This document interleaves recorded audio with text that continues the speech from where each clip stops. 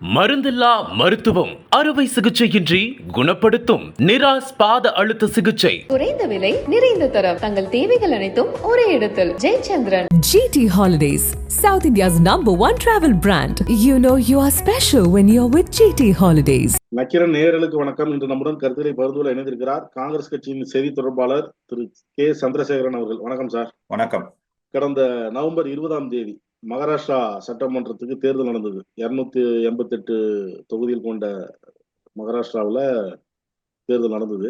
இதுல பாஜக தலைமையிலான கூட்டணி 230 இடங்களை கைப்பற்றியிருக்கு. பாஜக மட்டுமே 132 இடங்கள் பெற்றிருக்கு. இந்த செய்தியை கேட்டு காங்கிரஸ் கூட்டணியில இருக்கிற எல்லாருமே இது நாங்க எதிர்பார்க்கல, அதிர்ச்சியா இருக்கு இந்த முடிவு அப்படின்னு எல்லாருமே குறை சொல்லிட்டு இருந்தாங்க. தேர்தல் ஆணையம் மௌனமா இருக்கு, வேடிக்கை பார்த்துருக்கு, அங்க அநியாயம் நடந்திருக்கு அப்படின்லாம் சொல்றாங்க.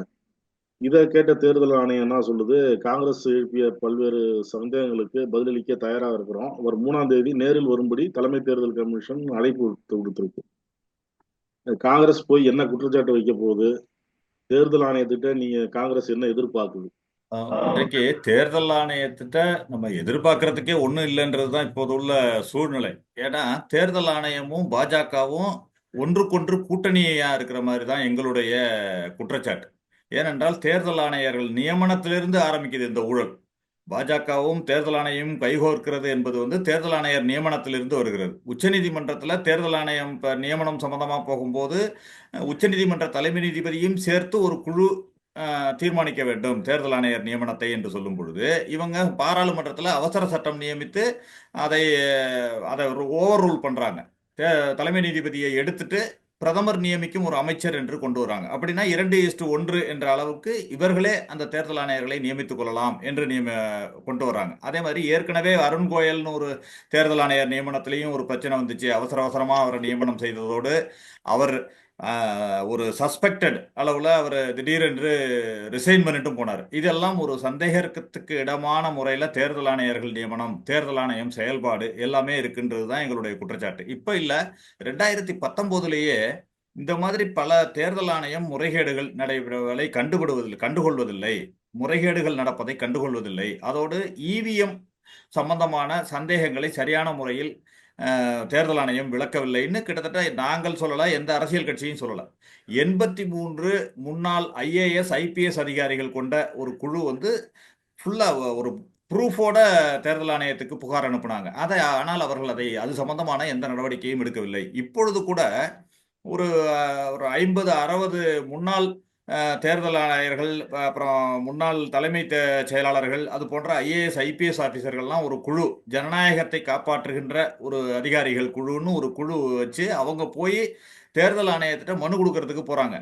அவர்களை வெளியிலேயே வைத்து அந்த மனுவை வாக்கி கொண்டு அனுப்பிட்டாங்க. தேர்தல் ஆணையர்களை கூட மீட் பண்ண விடல. அந்த அளவிற்கு தான் தேர்தல் ஆணையத்துடைய ஜனநாயகம் இருக்கிறது. இப்பொழுது ஒரு அதிகபட்சமாக இந்த கோரிக்கைகள் மக்கள் மனதிலும் எழுந்திருக்கிறதுனால இவர்கள் வேறு வழி இல்லாமல் காங்கிரஸ் கட்சி பிரதிநிதிகளை சந்திக்க ஒப்புக்கொண்டிருக்கிறார்கள் என்பதுதான் உண்மை. நீங்க மகாராஷ்டிராவை பொறுத்தவரை மாலை 5 மணி வரை 58% வாக்கு சதவீதம் பதிவாகியிருக்கு.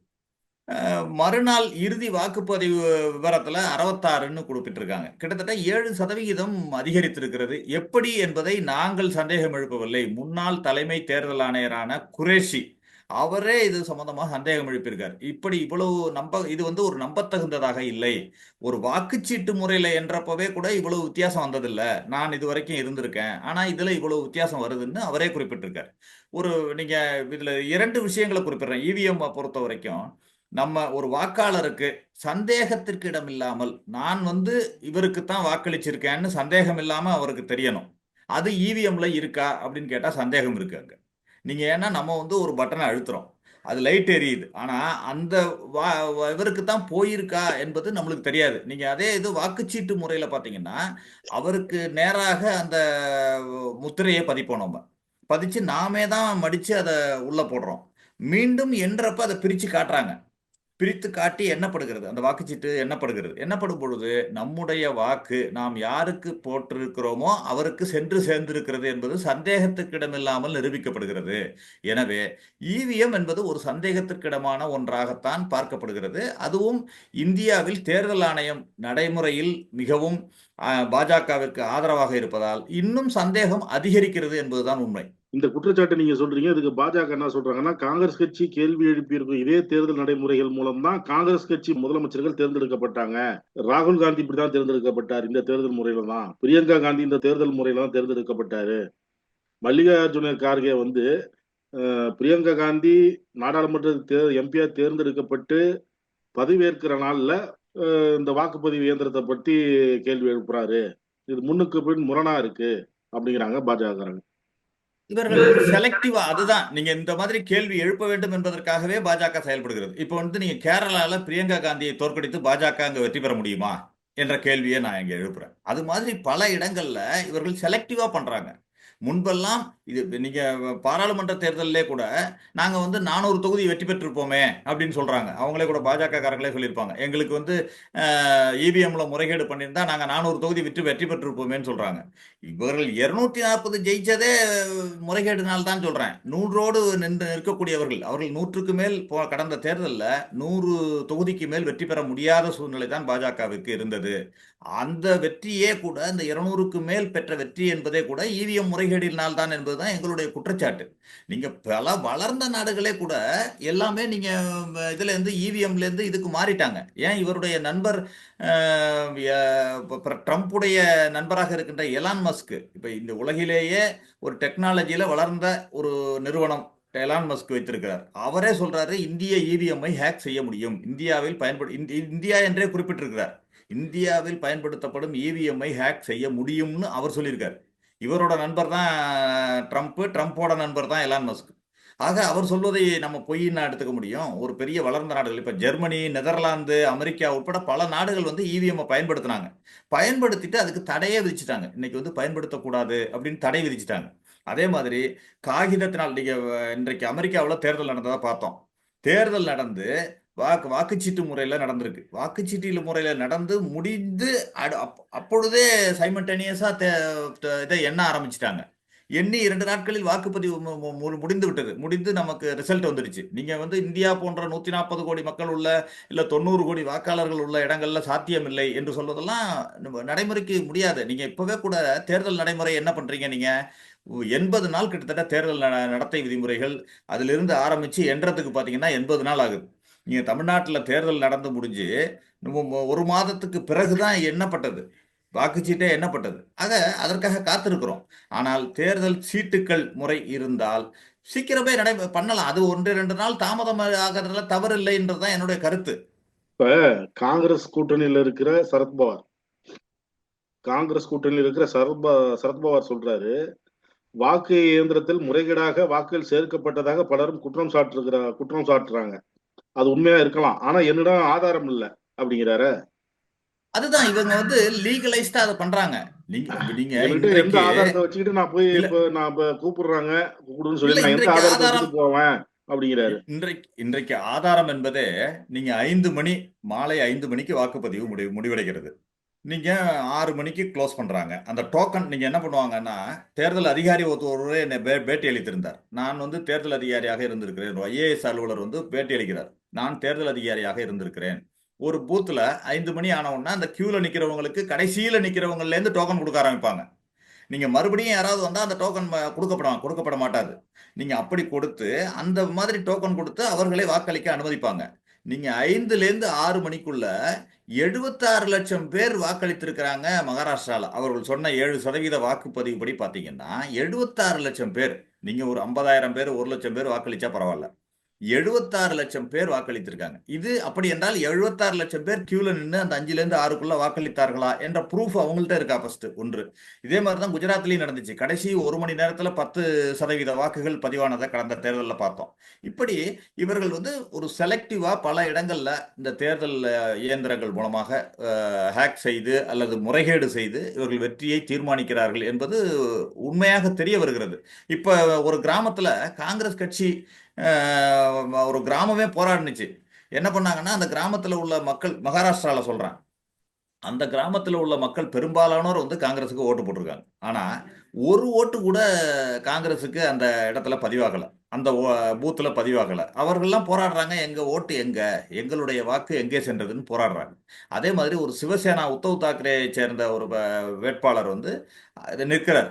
ஒரு பூத்துல அவருடைய உறவினர்கள் எல்லாம் 65 பேர் சென்று வாக்களிக்கிறாங்க. ஆனா அந்த பூத்துல 2 வாக்கு தான் அவருக்கு பதிவாகி இருக்கிறதா அவர் சொல்றார்.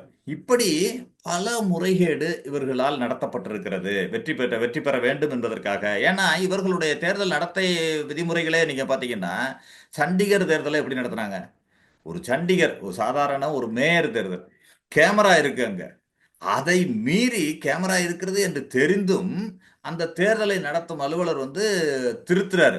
வாக்குப்பதிவை திருத்தி மோசடியாக பாஜகவை வெற்றி பெற வைக்கிறதெல்லாம் பார்த்தோம். அதற்கு பிறகு உச்சநீதிமன்றம் சென்று உச்சநீதிமன்றம் அந்த தேர்தல் செல்லாது என்று அறிவிக்கிறது. ஆனால் அங்கேயும் இவர்களுக்கு எப்படி சாதகமாக தீர்ப்பு வருகிறது என்று சொன்னால், தேர்தல் செல்லாது என்று அறிவித்தவர்கள் அந்த தேர்தல் அதிகாரிக்கு என்ன தண்டனை அளிக்கப்பட்டது அப்படின்னா இல்ல. இப்படித்தான் இவர்களுக்கு சாதகமாக பல விஷயங்கள் எல்லா இடங்களிலும் நடந்து கொண்டிருக்கிறது. அதை இவர்கள் பயன்படுத்தி வெற்றியை தீர்மானிக்கிறார்கள் என்பதுதான் எங்களுடைய குற்றச்சாட்டு. இன்றைக்கு இன்னொன்று, இந்த இவிஎம் மிஷின் இருக்குல்ல, நீங்க இவிஎம் மிஷின் வந்து நீங்க ஏதோ செலவு குறைச்சல் அப்படிங்கிறது தான் இவங்களுடைய அது இதா இருக்கு. நேரம் விரயம் கம்மி, நேர விரயம் இல்லாம போகும், செலவும் கம்மியாகும்னு சொல்றாங்க. ஆனா 10, 15 வருடங்களுக்கு ஒரு முறை இந்த இவிஎம் மிஷின்கள் எல்லாம் ரீப்ளேஸ் பண்ண வேண்டியிருக்கு. அதுக்கெல்லாம் செலவு இருக்கு. நீங்க வாக்குச்சீட்டு முறையில பண்றப்ப பெரிய அளவுல செலவு அப்படிங்கிறது ஏற்றுக்கொள்ள முடியாத ஒன்றாகத்தான் இருக்கு. அது மட்டும் இல்லாம ஜனநாயகத்தை உயிர்ப்போடு வைத்துக் கொள்வதற்கு அந்த வாக்குச்சீட்டு முறை உதவுகிறது என்று சொன்னால், இன்றைக்கு பாத்தீங்கன்னா இன்னைக்கு தமிழ்நாடு ஒரு முன்னுதாரணமா இருக்கு. 1000 ஆண்டுகளுக்கு முன்பே குடவோலை முறையில நம்ம தேர்தல் நடத்தியிருக்கோம். நல்லா நடத்தி மன்னராட்சி முறையில கூட குடவோலை முறையில நம்ம தேர்தல் நடத்தியிருக்கோம். அப்படி இருக்கும் சூழ்நிலையில தேர்தலை நடத்துவது, வாக்குச்சீட்டு முறையில் நடத்துவது என்பதுதான் மக்களுக்கு சந்தேகம் இல்லாத ஒரு தேர்தலை நடத்துவதாக இருக்கும், ஜனநாயகத்தை உயிர்ப்பிக்கக்கூடியதா இருக்கும். இப்ப இது தொடர்பா பாஜக சொல்லும் பொழுது கௌரவ் பாட்டியா அப்படிங்கிற பாஜக செய்தி தொடர்பாளர் சொல்றாரு, இப்ப இந்த தேர்தல் முறையில நம்பிக்கை இல்லைன்னு சொல்றாங்க, வாக்குச்சீட்டு முறை தான் நடக்கணும், நடந்தா பாஜக 25 தொகுதி கூட ஜெயிக்காதுன்னு கார்கேவே சொல்றாரு. அப்படின்னா இப்ப இருக்கிற காங்கிரஸ் முதலமைச்சர்கள் எல்லாமே ராஜினாமா பண்ணிட்டு போகட்டும், ராகுல் காந்தி ராஜினாமா பண்ணிட்டு போகட்டும், எல்லாருமே ராஜினாமா பண்ணிட்டோம், வாக்குச்சீட்டு முறை என்னைக்கு வருதோ அன்னைக்கு காங்கிரஸ்காரங்க வந்து தேர்தல் நின்றுட்டு ஜெயிச்சுட்டு போகட்டும் அப்படிங்கிற. இது வந்து ஒரு சர்வாதிகார நடைமுறை. அவர்கள் நினைப்பது என்னவென்றால், ஏற்கனவே எதிர்க்கட்சிகள் இல்லாத இந்தியா, காங்கிரஸ் முக்த் பாரத் இது மாதிரி தான் அவங்க சொல்லிட்டு இருந்தாங்க. அதை நடைமுறைப்படுத்த முடியல. இப்ப அவர்கள், நான் கேட்கிறேன், அவர்களுக்கு தைரியம் இருந்தால் இனி வாக்குச்சீட்டு முறையில் தான் தேர்தல் நடக்கும்னு ஒரு தேர்தலை அவர்கள் நடத்தி காட்டட்டும். ஒரு சாம்பிள் நடத்தி காட்டட்டுமே. இன்றைக்கு அடுத்த தேர்தல் வருது இல்ல, அடுத்த தேர்தல் நடக்கும் பொழுது உச்ச நீதிமன்றத்துக்கு நீங்க இப்ப சமீபத்துல போனப்ப கூட ஜெயிச்சா கொண்டாடுறீங்க, தோத்தா குறை சொல்றீங்களே அப்படின்னு தான் சொல்றாங்க. இல்ல, உச்ச நீதிமன்றமாக இருந்தாலும் சரி, தேர்தல் ஆணையமாக இருந்தாலும் சரி, அவர்கள் வந்து மேலோட்டமாக இதை அணுகுகிறார்கள் என்பதுதான் எங்களுடைய கருத்து. நீங்க இன்டெப்தா அணுகல. நீங்க உச்ச நீதிமன்றமாக இருந்தாலும் சரி, தேர்தல் ஆணையமும் சரி, எல்லாமே வந்து ஒரு மேலோட்டமாக இந்த பிரச்சனையை அணுகிறது. அவர்களுக்கு இதில் ஒரு சரியான புரிதல் இல்லை. வாக்குப்பதிவு இயந்திரம் சம்பந்தமான ஒரு புரிதல் இல்லை. நீங்க வந்து வாக்குப்பதிவு இயந்திரம் முன்பு என்ன சொன்னாங்கன்னா, வாக்குப்பதிவு இயந்திரம் சம்பந்தமா நாங்க வச்சிருக்கோம், நீங்க யார் வேணாலும் வந்து டெமோ பாருங்கன்னா ஒரு தடவை தேர்தல் ஆணையம் சொன்னிச்சு. ஆனா அப்படி இல்லை, டெமோ பார்க்கறது விஷயம் கிடையாது. நீங்க அதுல உள்ள சாஃப்ட்வேரோட சோர்ஸ் கோடு கொடுக்கணும். நீங்க, எனக்கு தெரியும் சில சாஃப்ட்வேரோட பிரச்சனைகள் எனக்கு தெரியும். அந்த சாஃப்ட்வேரோட சோர்ஸ் கோடு இருந்துச்சுன்னா யார் வேணாலும் ஹேக் பண்ண முடியும். ரெண்டாவது, இப்ப இந்தியாவில் இருக்கிற இவிஎம் மிஷின் தயாரிப்பு நிறுவனங்கள்லாம் பாத்தீங்கன்னா வெவ்வேறு நிறுவனங்கள் மூலமாக தயாரிக்கப்படுகிறது. பெல் கூட தயாரிக்கிறாங்க. தயாரிப்பு நிறுவனங்கள் தயாரித்து கொடுக்கும் பொழுது அதை வந்து ஹேண்டில் பண்றது பல பிரைவேட் நிறுவனங்கள் கொடுக்குறாங்க. 1-2 பிரைவேட் நிறுவனங்கள் அதை மெயின்டெனன்ஸ் எடுக்கிறாங்க. அந்த மெயின்டைன் பண்ற நிறுவனங்கள்ல பாஜகவை சேர்ந்தவர் ஒரு இயக்குனராக இருக்கிறார் என்பது கூட செய்தியாக வெளியானது. இதெல்லாம் எல்லாமே சந்தேகத்துக்கிடமான விஷயமா இருக்கு. நீங்க எப்படி ஒரு தனியார் நிறுவனத்திட்ட இந்த மெயின்டெனன்ஸை கொடுக்க முடியும்? ரெண்டாவது, அந்த நிறுவனத்துல ஒரு பாஜகவை சேர்ந்தவர் ஒரு இயக்குனராக இருக்கும் பொழுது அது எப்படி சந்தேகத்துக்கு இடமில்லாமல் இருக்கும்? இதெல்லாம் கேள்வியாகுதா இல்லையா உங்களுக்கு? இரண்டாவது, அந்த விவிபேட் என்றது, நீங்க வாக்களித்த இதுக்கும் விவிபேட்ல என்றதுக்கும் பல இடங்கள்ல வித்தியாசம் இருந்திருக்கு. எண்ணும் பொழுது, வாக்குகளை எண்ணும் பொழுது பல இடங்கள்ல வித்தியாசம் இருந்திருக்கு. கடந்த பாராளுமன்ற தேர்தலிலேயே கோடிக்கணக்கான வாக்குகள் வித்தியாசம் இருந்துச்சு. அதாவது அறிவித்த வாக்குகளுக்கும் கடைசியாக எண்ணப்பட்ட வாக்குகளுக்கும் கோடிக்கணக்கான வாக்குகள் வித்தியாசம் இருந்துச்சு. நீங்க ஒரு தேர்தல் வெற்றி என்பது 100 வாக்குகள் 200 வாக்குகள்லையும் தீர்மானிக்க முடியும். ஆனால் இவர்கள் மகாராஷ்டிராவை பொறுத்தவரை 76 லட்சம் வாக்குகள் வித்தியாசப்படுகிறது. அதாவது இவர்கள் அறிவித்ததுக்கும் இறுதியாக அறிவித்த ஒரு எண்ணிக்கைக்குமான வித்தியாசம் என்பது கிட்டத்தட்ட 76 லட்சம். 76 லட்சம் என்பது பல நூற்றுக்கணக்கான வேட்பாளர்களின் வெற்றி தோல்வியை தீர்மானிக்கக்கூடிய வாக்கு என்பதில் எந்த விதமான சந்தேகம் இல்லை. இவர்கள் சந்தேகத்துக்கு இடமில்லாமல் தேர்தலை நடத்த வேண்டும். நீங்க இவிஎம் மிஷின் சம்பந்தமா உச்சநீதிமன்றம் போனோம்னு சொல்றீங்க. அதுல உச்சநீதிமன்றம் எங்களுடைய கோரிக்கையை எங்களுடைய என்று சொன்னால் எதிர்க்கட்சிகள் அல்லது மற்ற சமூக ஆர்வலர்களுடைய கோரிக்கையை எல்லாம் தள்ளுபடி பண்றாங்க. இவிஎம் மிஷின் மேல சந்தேகம் இல்லை என்று சொல்லி தள்ளுபடி செய்யறாங்க. வேண்டுமென்றால் தேர்தல் ஆணையம் சொல்லலாம், சந்தேகத்துக்கிடமின்றி உச்சநீதிமன்றமே தீர்ப்பளித்து விட்டது, எனவே இது சம்பந்தமான சந்தேகத்தை கொண்டு வரக்கூடாது என்று தேர்தல் ஆணையம் சொன்னா பரவாயில்ல. ஆனா ஒரு தேர்தல் ஒரு பிரச்சார கூட்டத்தில் இருந்த மோடி அவர்கள் எதிர்க்கட்சிகளின் கோரிக்கையெல்லாம் சுக்குநூறாக்கி விட்டது, அவர்களுடைய குற்றச்சாட்டுகள் எல்லாம் பொய்யாகி விட்டது, தேர்தல் ஆணையமே தேர்தல் உச்சநீதிமன்றமே சொல்லிவிட்டது, இவிஎம் ஏற்றுக்கொண்டு விட்டதுன்னு அவர் சொல்றார். ஆக அவருக்கு இதுல என்ன சம்பந்தம் இருக்கிறது? இவிஎம் இருந்தால்னா வாக்குச்சீட்டு இருந்தால்னா அவரை பொறுத்த வரைக்கும் தேர்தலை சந்திக்கணும். ஆனால் அவர்கள் இவிஎம் இருக்க வேண்டும் என்று விரும்புவதற்கு காரணமே அவர்கள் இதில் முறைகேடு செய்ய வேண்டும் என்பதற்காகத்தான் என்பதுதான் எங்களுடைய குற்றச்சாட்டு. இப்ப 8 நாளாச்சு மகாராஷ்டிராவில் பாஜக கூட்டணி வெற்றி பெற்று அடுத்தது அவங்க ஆட்சி அமைக்கணும். இன்னும் அவங்களுக்குள்ள ஒரு குழப்பம், நீடிப்பு, பேச்சுவார்த்தை இதெல்லாம் அப்படியே இருக்கு. இன்னும் முதல்வர் யார் அப்படிங்கிற தெளிவு இன்னும் வரல. அது எப்படி பாக்குறீங்க? அதாவது வினை விதைத்தவன் வினை அறுப்பான்னு ஒரு பழமொழி சொல்லுவாங்க. இவர்கள் சிவசேனாவை உடைத்து உத்தவ் தாக்கரேயிலிருந்து உடைத்து ஷிண்டேயை முதலமைச்சராக்கினார்கள். இன்றைக்கு அதே ஷிண்டே இவர்களுக்கு குடைச்சல் கொடுக்குறாரு அப்படிங்கிறது தான் நம்ம பார்க்கிறோம். நீங்க ஒரு ஷிண்டேயை சமரசம் பண்ண முடியல இவர்களால. இரண்டாவது, அவரை பகைத்து கொண்டும் அங்கு இத்தனைக்கும் 132 சட்டமன்ற உறுப்பினர்களை பெற்றிருக்கின்ற பாஜக சிங்கிள் தனிப்பட்ட ஒரு கட்சியாக பெருங்கட்சியாக வந்திருக்கின்ற பாஜக. இன்னும் சொல்ல போனால் அஜித் பவார் கூட ஆதரவு தெரிவித்து விட்டார். அஜித் பவார் ஆதரவோடு கூட இவங்க ஆட்சி அமைக்கலாம். ஆனாலும் ஷிண்டேயை எதிர்த்து கொண்டு அவர்களால் ஆட்சி அமைக்க முடியாத நிலைமை அங்க இருக்கிறதுங்கிறத பாக்குறோம். ஒரே நைட்ல அமித்ஷா எல்லாரையும் இது பண்ணிடுவாரு, இல்லை என்றால் கவிழ்த்து விடுவார், அமித்ஷா இப்படி செய்து விடுவார் அப்படி செய்து விடுவார்லாம் இவர்கள் பூச்சாண்டி காட்டிட்டு இருந்தாங்க. இன்றைக்கு 3 முறை அமித்ஷா சந்தித்து மீட்டிங் போட்டார். ஆனாலும் அவரை சமாதானப்படுத்தி அங்கு ஒரு ஆட்சியை அமைக்க முடியாத சூழ்நிலை இருக்கிறத நம்ம பார்க்கிறோம். இதுல இருந்து என்ன தெரிகிறது என்று சொன்னால், ஒரு கட்சியோ ஒரு ஆட்சியோ உடைத்து அந்த இடத்தில் இவர்கள் ஆட்சியை அமைக்கும் பொழுது அந்த கட்சியை கபலீகரம் செய்வது அல்லது எதிர்க்கட்சிகளை உடைத்து அதனை தங்களுடன் சேர்த்து தாங்கள் பலமாக காட்டிக்கொள்வது என்ற வித்தையை கடந்த காலங்களில் செய்து கொண்டிருந்தார்கள். இப்பொழுது ஒவ்வொரு கட்சியும் இவர்களோடு சேருகின்ற ஒவ்வொரு கட்சியும் அதை உணர்ந்து கொண்டிருக்கின்றன. இவர்களை எப்படி வழிக்கு கொண்டு வர வேண்டும் என்பதை அவர்கள் உணர்ந்து கொண்டிருக்கிறார்கள், இவர்களை எப்படி மிரட்ட வேண்டும் என்பதை அவர்கள் உணர்ந்திருக்கிறார்கள் என்பதுதான் இதை காட்டுது. இன்றைக்கு எனக்கு என்ன சொல்றாரு, என்னுடைய மகனை துணை முதலமைச்சராக்குன்னு சொல்றாராம், பிளஸ் என்னை அங்குள்ள என்டிஏவின் கன்வீனரா போடுங்க, பிளஸ் உள்துறையை கொடுங்க, நிதியை கொடுங்கன்ற மாதிரி பல டிமாண்ட்ஸை அவர் வைக்கிறத பார்க்குறோம். அவர் சொந்த கிராமத்துக்கே போயிட்டார், ஷிண்டே கிளம்பி சொந்த கிராமத்துக்கு போயிட்டார். ஆக அவரை சமாதானப்படுத்தக்கூடிய அளவிற்குத்தான் இன்றைக்கு பாஜக இருக்கிறது. இன்றைக்கு இன்னொன்று அவர்களுக்குள்ள சிக்கல் என்னவென்று சொன்னால், இன்றைக்கு அவருடைய மகனுக்கு கொடுத்தால் ஏற்கனவே குடும்ப ஆட்சி என்று விமர்சித்துக் கொண்டிருக்கும் இவர்களுக்கு இன்னும் அதை எப்படி செய்வது என்ற ஒரு சங்கடமும் அவர்களுக்கு இருக்கிறது. ஆனால் அதை பற்றியெல்லாம் கவலைப்பட மாட்டார்கள். ஏனென்றால் அஜித் பவாரை, சரத்பவார் குடும்பத்திலிருந்து அஜித் பவாரை இழுத்தார்கள், அது குடும்ப அரசியல் கிடையாது. அது மாதிரி சிந்தியா குடும்பத்திலிருந்து ஜோதிராஜ சிந்தியாவை எடுத்தார்கள், அது குடும்ப அரசியல் கிடையாது. இங்கு தேவகவுடா குடும்பத்திலிருந்து குமாரசாமியை அமைச்சராக்கி இருக்கிறார்கள், அது குடும்ப அரசியல் கிடையாது. அதே மாதிரி ஊழல் சரத்பவார் என்று சொல்லிக்கொண்டு, அதே ஊழல் அஜித் பவார் என்று சொல்லிக்கொண்டு அவரை துணை முதலமைச்சர் ஆக்கினார்கள், அது ஊழல் கிடையாது. இப்படி ஒரு செலக்டிவாக இவர்கள் பேசிக் கொண்டிருப்பதை மக்கள் கொஞ்சம் கொஞ்சமாக உணர்ந்து கொண்டிருக்கிறார்கள். அது இன்றைக்கு மகாராஷ்டிராவில் அம்பலப்பட்டுக் கொண்டிருக்கிறதுங்கிறத நம்ம பார்க்கிறோம். கருத்துக்களை பகிர்ந்து கொண்டதற்கு நன்றி சார். நன்றி. நக்கீரன் டிவிக்கு சப்ஸ்கிரைப் செய்யுங்கள்.